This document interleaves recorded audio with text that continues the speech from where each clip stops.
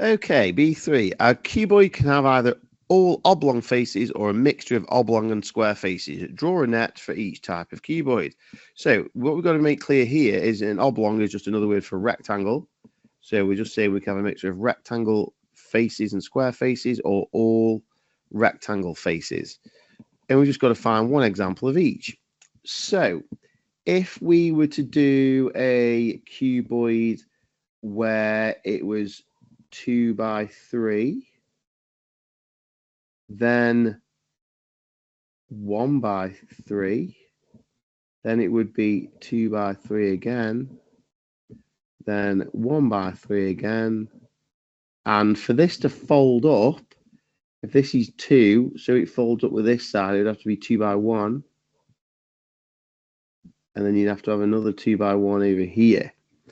So that would be all rectangles. You'd have 2 3 by 1s, 2 3 by 2s, and 2 1 by 2s. And that'll give you your 6 faces altogether of your cuboid. But, so that ticks that one because that's got all rectangular faces. But we could have square faces. So if we went for 2 by 3 here, and then 2 by 2 here, and then 2 by 2 down here, then to make that fold up, this would have to also be 3 by 2, and then 3 by 2 this way, and then 3 by 2 this way. Now that would still fold up, that you can see is a similar layout to the one over here, but instead of all being rectangles, we now have some squares.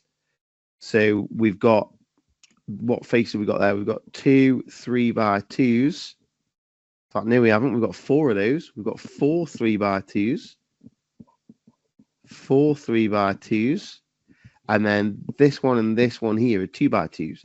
So 2 2 by 2s. But then that ticks the second option because that's a mixture of rectangle and square faces. Because these ones, 2 by 2s, that one and that one are square faces.